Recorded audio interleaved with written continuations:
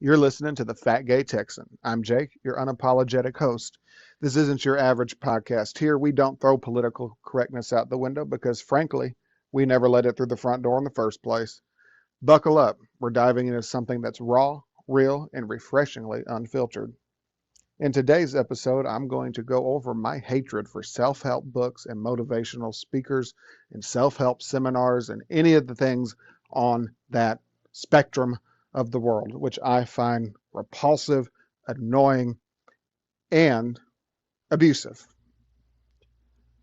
Let's first talk about why people seek out self help books. Because life sucks in a lot of ways, doesn't it?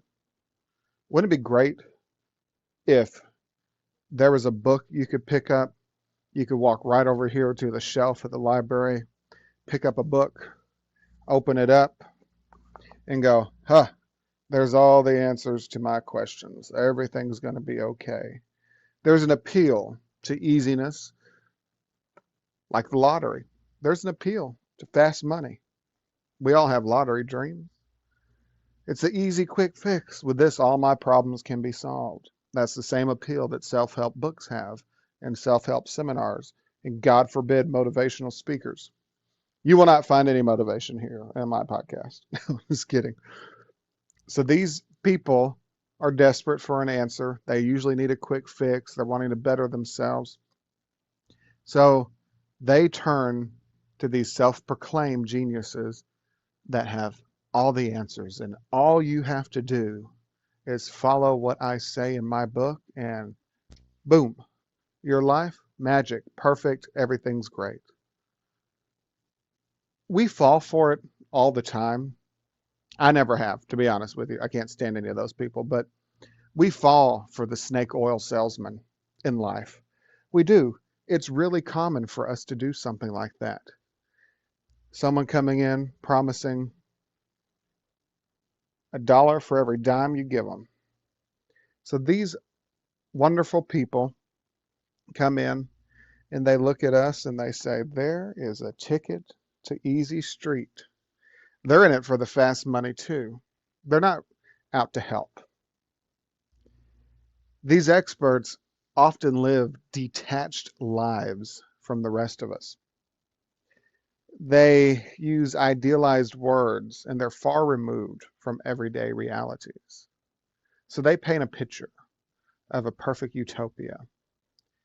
I have the same feeling about a lot of people that have been in Washington for a long time, that they are so far removed from what normal people go through that they can't provide for you anymore. They can't give you answers. They don't know what you need. And when you read these self-help books, they're often they're meant so that they're written so that anyone that picks them up will find something useful out of them. So it's not tailored towards your specific problem, your specific needs, and there's no one-size-fits-all solution for everyone's problems. So keep that in mind if you ever go to pick one up. Years ago, it was Christmas, and well, every year there's Christmas, but years ago at a specific Christmas at work, I remember it was time for a little, oh, don't you hate those stupid white elephant exchange things? Oh, I got you a gift. Oh, God, just give me cash and move on. My boss was so happy with the gift she bought everybody. And I love my boss, and she was my former boss, and I still love her. She's a wonderful person. But she was at a car wash, and she found someone had left it behind, a diary. That's how useful it was they left it behind. That should have been her first clue. And all you had to do was write down something positive in this stupid diary I was looking at my bookcase to see if I still have it. I probably threw it in the trash. And oh my God, a positive affirmation diary or something along those lines. Some jackass spent 10 minutes on Microsoft Word uploading it into some software to make blank pages to sell a book full of blank pages with lines on them And oh, it is supposed to change people's lives. And remember, I love my old boss, one of the best people I've ever met in my life. She was telling me, oh, I started using this and oh, my life has changed.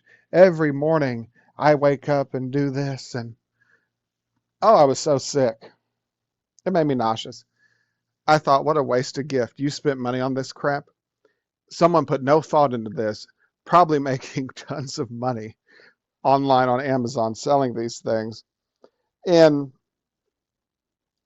it's it's just all wrong. It gives this illusion of transformation that all you have to do is this. And that's what it boils down to. Genuine personal growth is not found in a book. It's not found by writing down positive affirmations every day. Personal growth comes from within, and there's no catchphrase or quick fixes to make yourself grow as a person. The self-help industry profits from creating a cycle of dependency and perpetual dissatisfaction. Oh, you've read this book. Did your life get a little bit better, but it's not where you want it to be? Well, thank God, I've recently written another book that will make your life just as good as the first book promised that it would, but it didn't. You're still not happy with your life. Flash note over here. You know why you're not happy with your life? All you did was read a book. Never, ever, ever in my life have I read a book and said, oh, all my problems are solved now. No, they're in it to make money. Remember years ago how we would joke the old family refrigerator would outlive us all? Companies got smart, had an idea pop in their head one day at a board meeting table saying, look, these damn things are lasting 50 years. We're not selling any more of them. Well, if your goal is to make money by being a published author, in your genre is self-help books. If your book really helped people, you wouldn't have another way to make money once everybody bought book number 1. So no, you got to have book number 2 because it promises way more than book number 1 ever did. Yes, you'll be happy with book number 2. And hey, if that doesn't work, don't worry. We're already working on books number 3 through 10 because it's a series. I remember at work years ago, this is kind of cruel, but I'm going to tell it anyway. I remember I was walking up to one of the valet guys at work, and he was reading a book, 7 Healthy Habits of Highly Productive People. You've seen that book? Hopefully you haven't read it. It probably didn't do you any good. He was reading that book, and it was very old and worn. You could tell by the cover. It was paperback. You know how the paperbacks get those creases in them.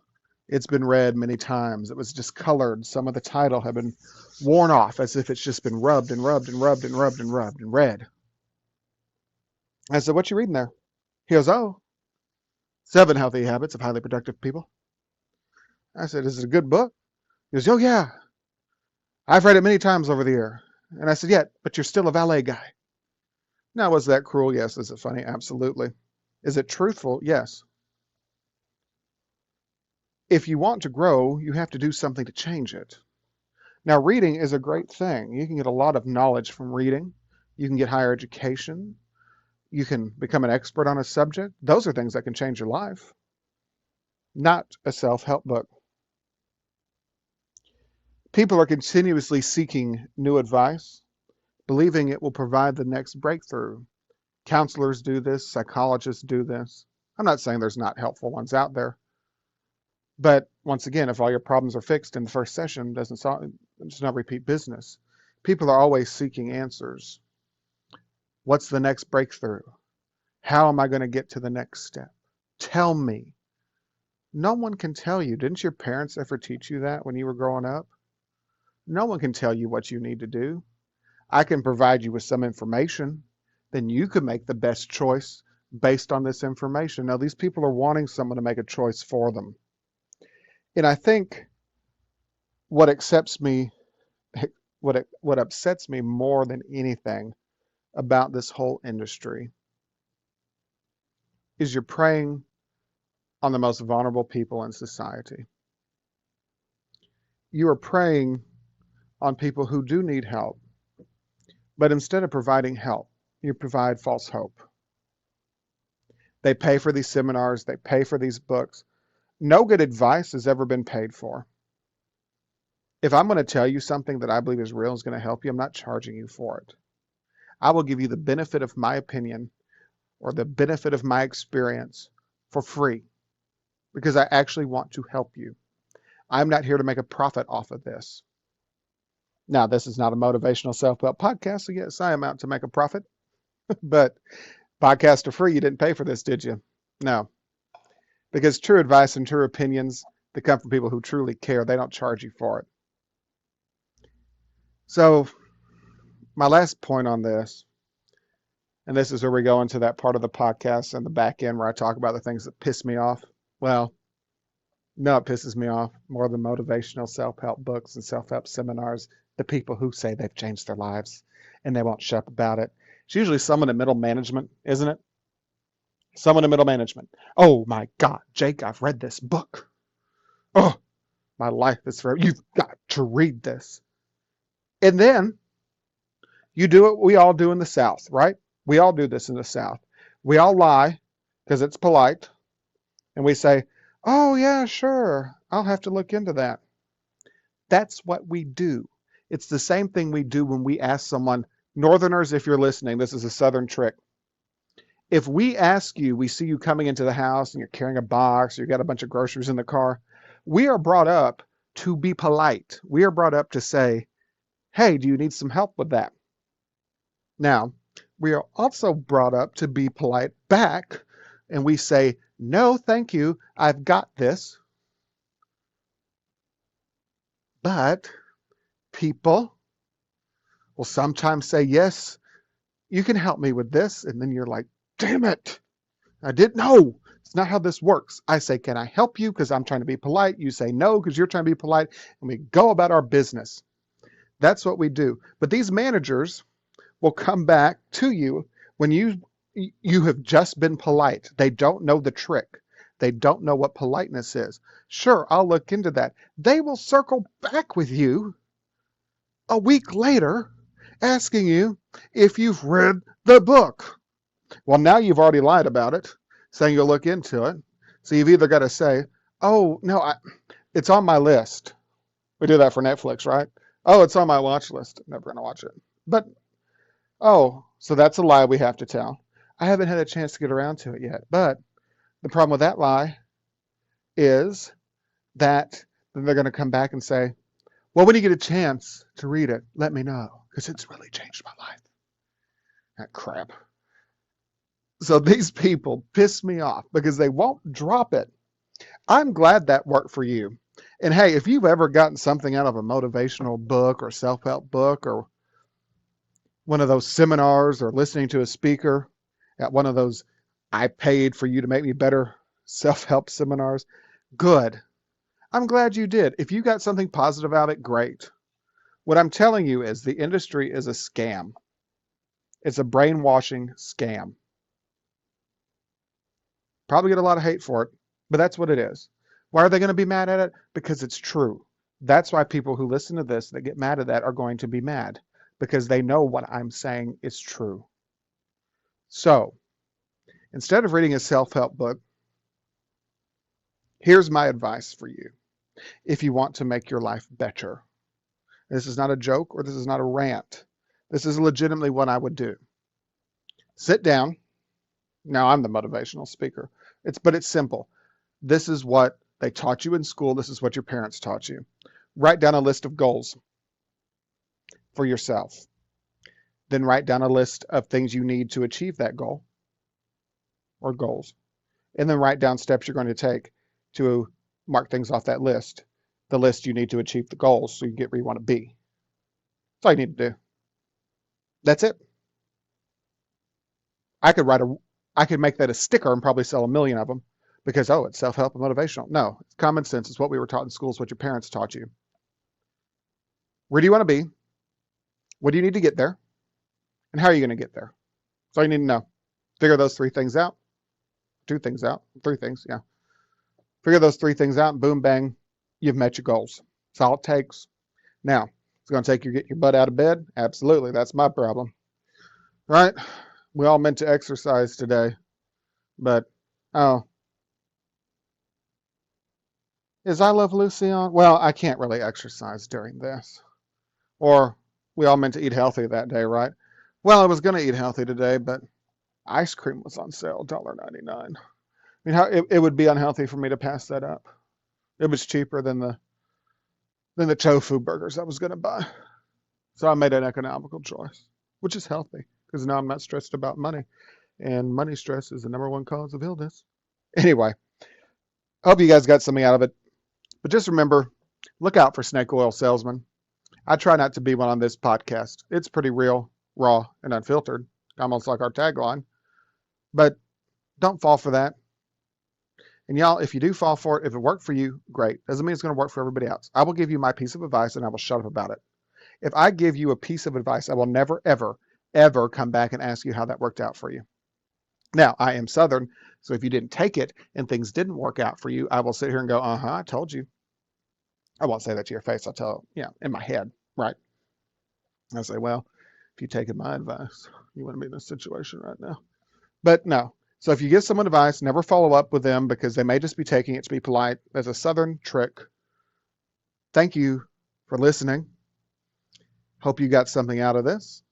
We are on almost every major podcast streaming platform nowadays. YouTube, Spotify, iHeartRadio, Samsung, Amazon, Podbean. You can find us wherever you get your podcast. If you're listening to us on a platform that allows you to like, subscribe, or comment, I would hope and appreciate that you would do so. Even if you want to leave me nasty comments, I don't care. They're comments. It helps with the algorithm. I really don't care. But no, if you can leave a comment, please do, because I will read them and respond to you. If you have a topic you'd like me to cover or advice you'd like me to give, well, I'll give you the benefit of my experience, but I won't follow up with you on it. Thanks for listening. This is Jake. Have a great day.